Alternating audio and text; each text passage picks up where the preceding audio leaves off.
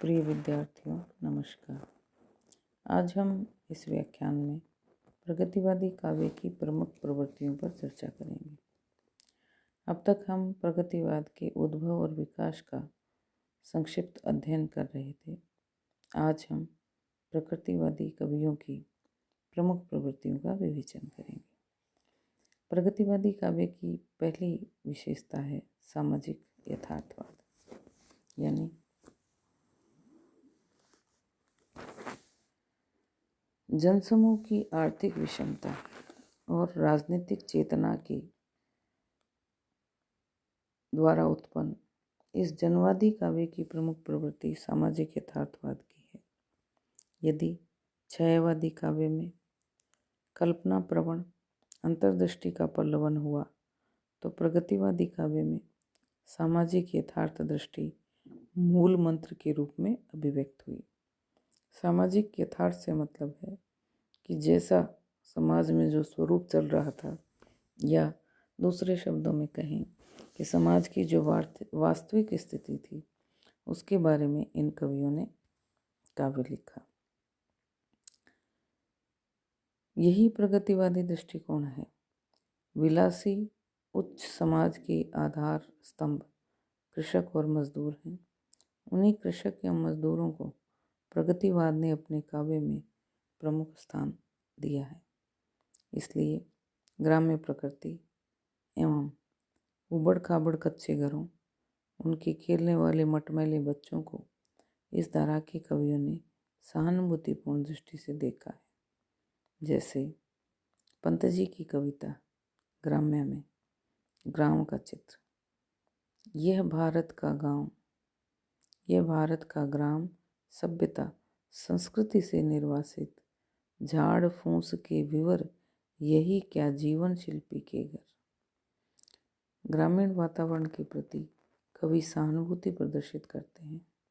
कहते हैं, सड़े घूर की गोबर की बदबू से दबकर महक जिंदगी के गुलाब की मर जाती है। ऐसे ही दिनकर की कविता रोटी और अभय भी दे, इसकी दो पंक्तियां हैं।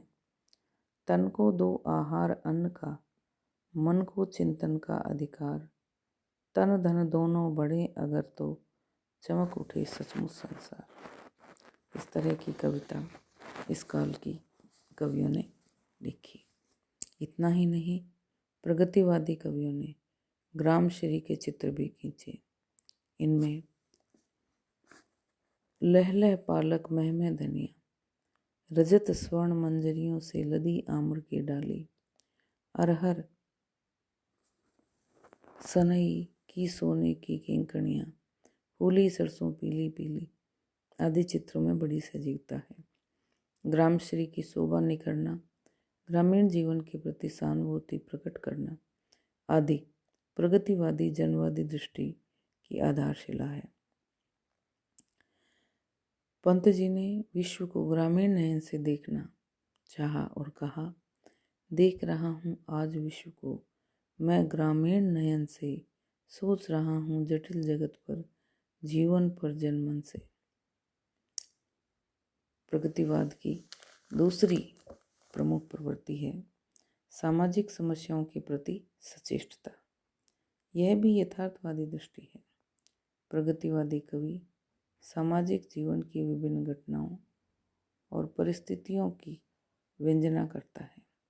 इस प्रकार जीवन और काव्य को अधिकाधिक घनिष्ठ बनाए रखने की चेष्टा हुई है। प्रगतिवादी आलोचकों का मत है कि कविता का संबंध सामाजिक वास्तविकता से है और वही कविता उत्कृष्ट है जो वास्तविकता के प्रति सजग और संवेदनशील है। राष्ट्रपिता गांधी की मृत्यु पर प्रगतिवादी कवियों ने बड़ी छटपटाहट व्यक्त की है। नागार्जुन की महाशत्रुओं की दाल न गलने देंगे हम शीर्षक कविता में कहा है,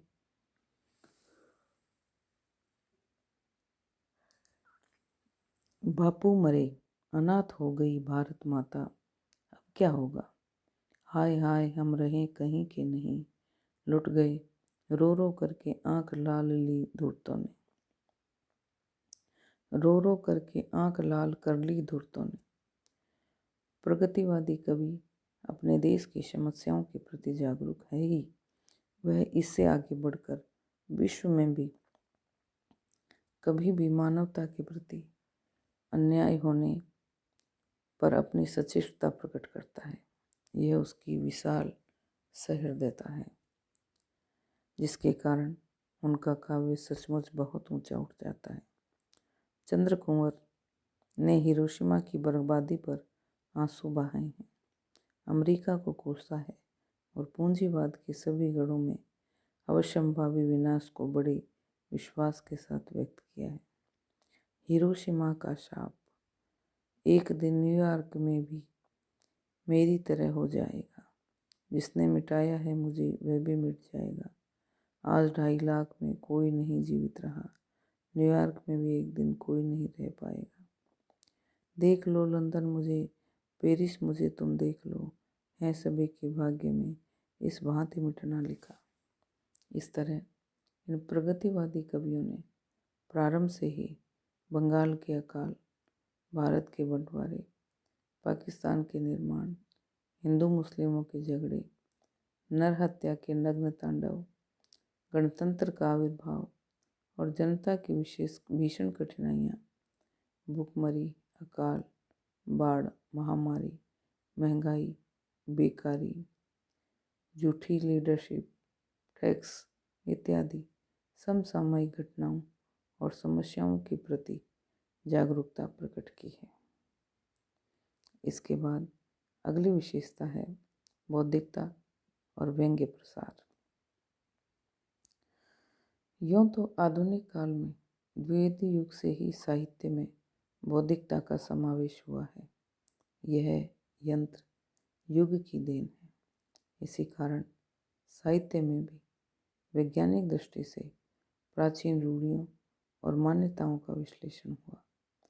प्रगतिवाद में इस बौद्धिक दृष्टि का रूप जनजीवन की समस्याओं में दिखाई पड़ता है।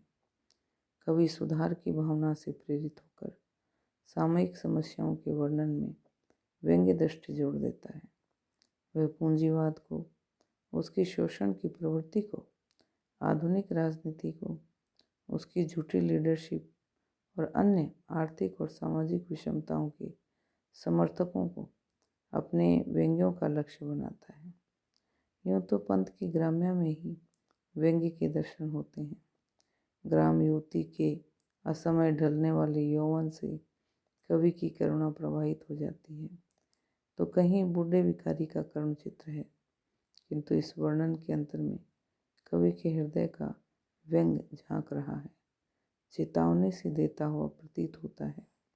और बूढ़े भिखारी को देखिए, भूला है कुछ पैसे पा, गुनगुना खड़ा हो जाता वे, पिछले पैरों के बल उठ जैसे कोई चल रहा जानवर।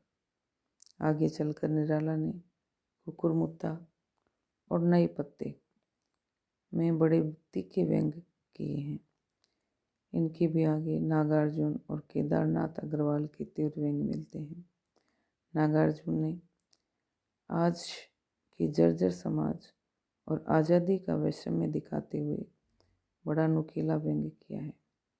यह आज़ादी कागजी स्कीमों के अतिरिक्त कुछ नहीं है। कवि का वेदना सिक्त व्यंग डॉक्टर मलखान सिंह की कविता में व्यक्त हुआ है।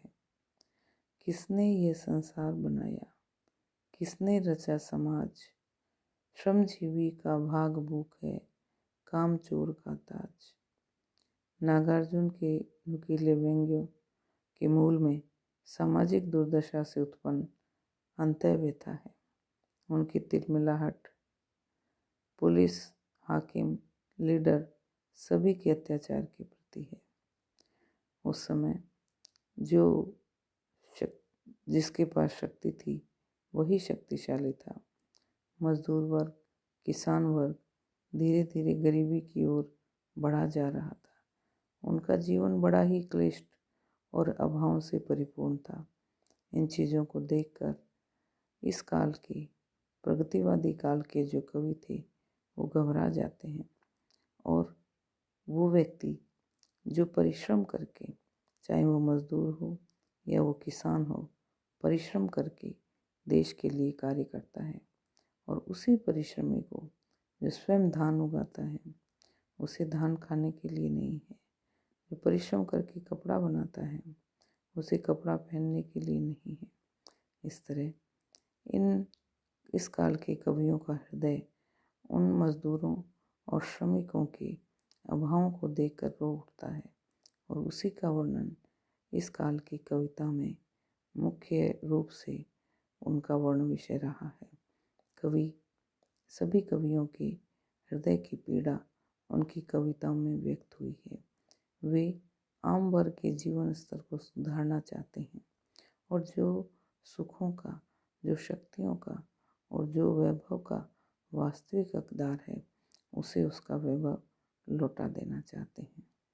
प्रगतिवाद की प्रवृत्तियों का विस्तार या उनकी चर्चा आगे के व्याख्यान में भी जारी रहेगी।